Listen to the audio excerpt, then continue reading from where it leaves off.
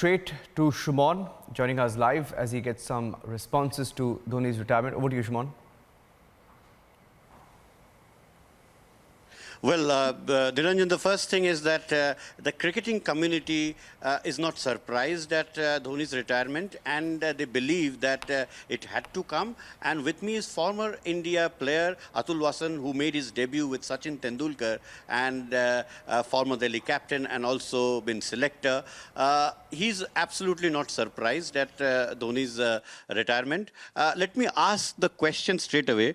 Do you think this retirement has come at the right time, or it's 1 year late? Should he have retired on the semi-final against New Zealand in the World Cup? Not really. I think he, at that point, thought that there was some cricket left in him and he wanted to extend his T20 career. And I think because it was only a year later than the World Cup in England, he thought he could play it. But I was very surprised that he didn't play much cricket after the World Cup in England. He didn't even turn out for his state.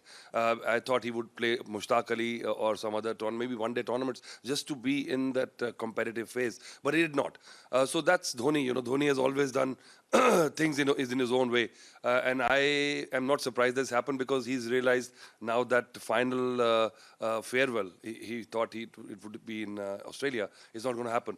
But what a career. I doff my hat to a very uncomplicated, uncluttered person who brought a lot to the game without that finesse and purest delight when you see his technique.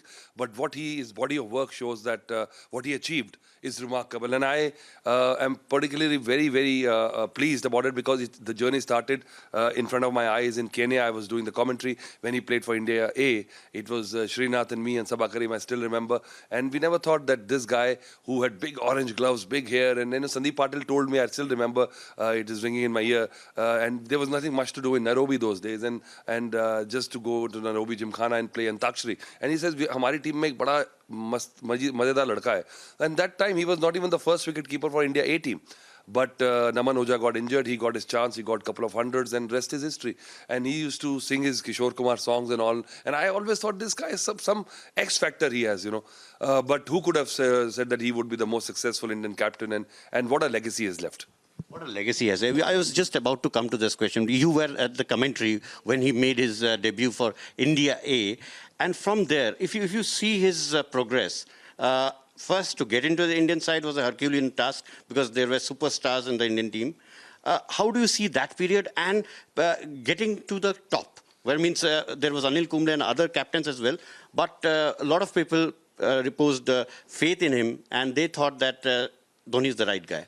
I think, starting from the beginning. Yeah, I think that, you know, I believe in the butterfly effect. I think that small flapping of wings in Nairobi led him to that 2007 T20 World Cup. And it was very brave of selectors to give. And I think that time they never took seriously T20 and then he won the World Cup for us. And then everything changed. He also thought maybe that, and we thought that he was a natural leader.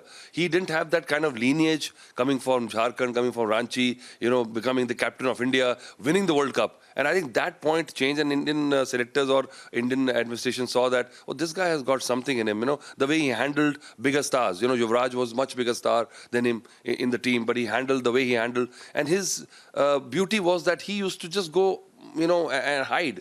He never cultivated relationships with the media. He was kind of a recluse, you know, and then he was very strange and everybody got frustrated with him and then just left him because it's very hard to actually maintain a kind of cordial relationship with everybody once you are in such a high demand. But he managed it somehow and he's done his own thing. And then the Chennai Super King phase started in 2008. I think that led him to that being that elderly statesman for the team. And I think we'll keep on seeing him for at least a couple of seasons, you know. And Suresh Raina also is retired, but he wants to play a lot of franchise cricket. He's still young. But Dhoni, I think, will just play cricket for Chennai Super King. He'll not play anywhere.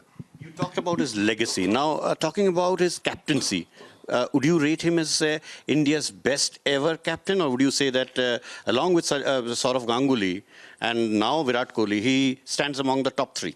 I would not actually like to compare. It's not fair.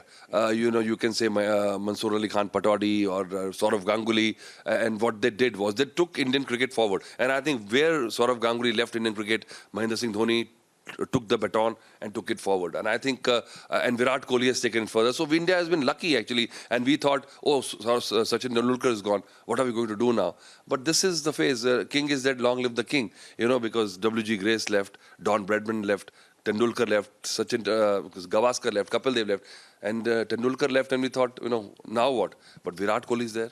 So when Mahendra Singh Dhoni will go, he has left the position in very safe hands, and we've seen, he probably saw that Rishabh Pant is there, and a lot of young wicket keepers are coming, Ishan Kishan and all those players are there, and he thought that, you know, Indian cricket will always need him as a statement, but there comes a time in everybody's life, in all sportsmen, you know, and you said the time is right. There's never a right time for somebody to retire. It's a hard decision, but, you know, there's a tap on the shoulder, you have to go. Dhoni also represents two things. One is that unconventional play, apart from the Mumbai style or Delhi style, the elbow straight brigade, who talk about cricket theory a lot.